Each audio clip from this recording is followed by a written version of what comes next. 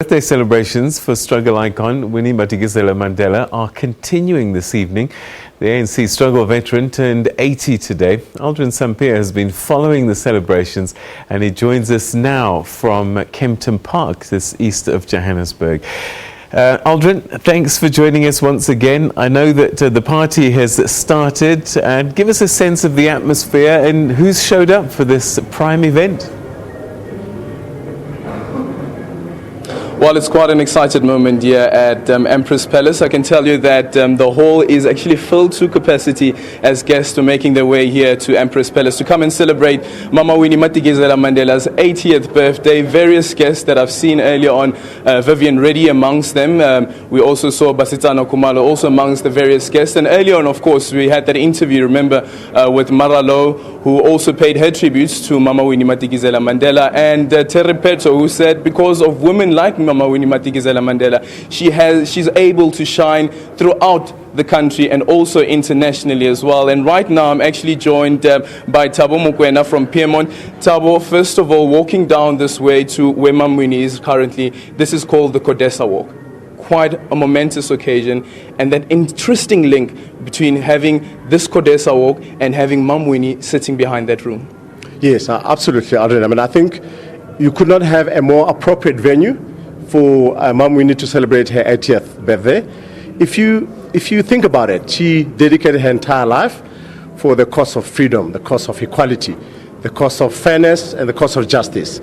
And the notion that our constitution, which is the thing that underpins these values of our new republic, were negotiated and settled in this venue, is quite an interesting coincidence. So I think this venue is very apt to recognize this moment, to reflect on her life and her contribution to the development of this fairer, more just, more equal republic that we have today.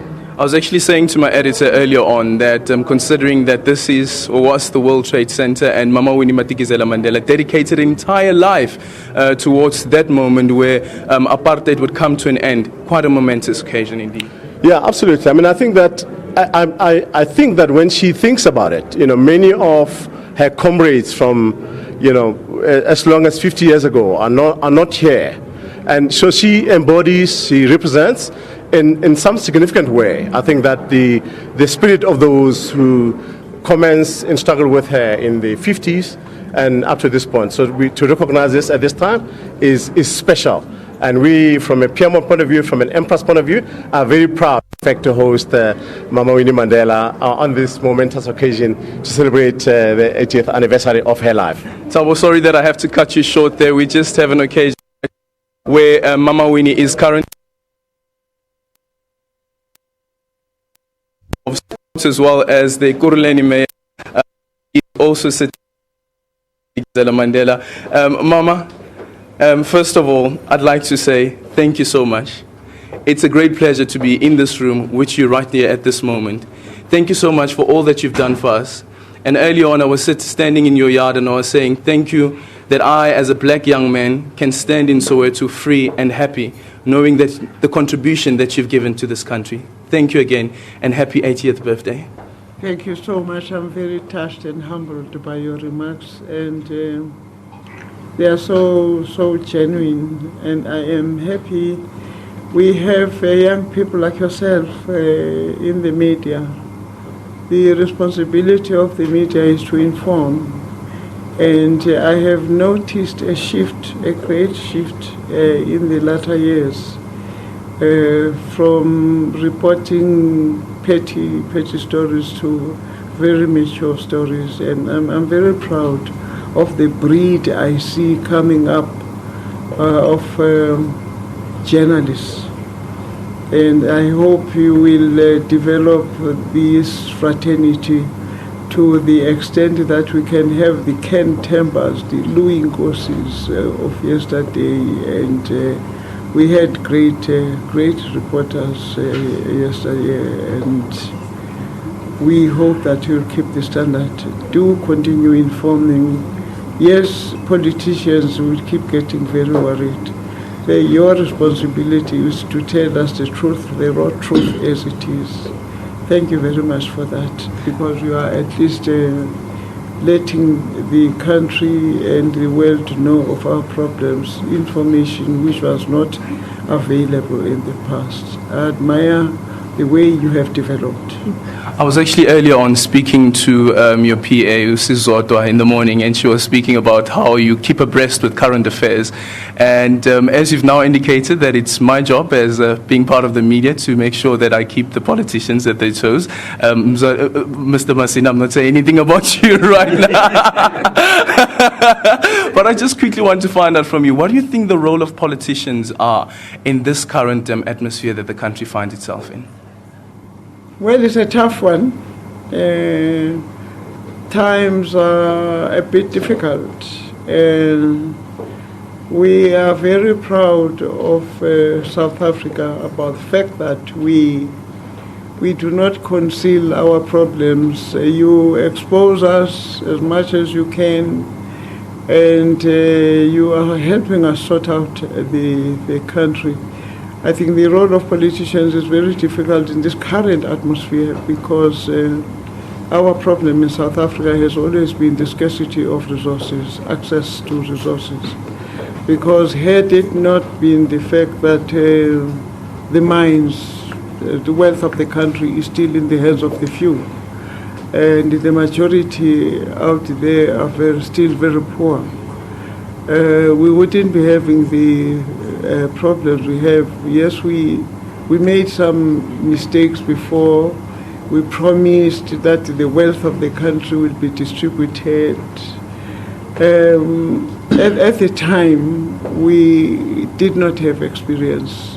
The Freedom Charter was drawn by our forebears at a time when it was a dream that would ever be free. And as I have said before, I think it is time the younger generation revisited the Freedom Charter. And you know, it would be better if they revisit it and investigate it and try and find out what could be amended from the Charter, so that we do not make the same mistakes we made. And it was not possible to distribute the land as we said we would distribute the land. You know, it's not a secret that we have had the willing seller, willing buyer policy, which hasn't worked. We tried BEE, which also didn't work. We tried the RDP.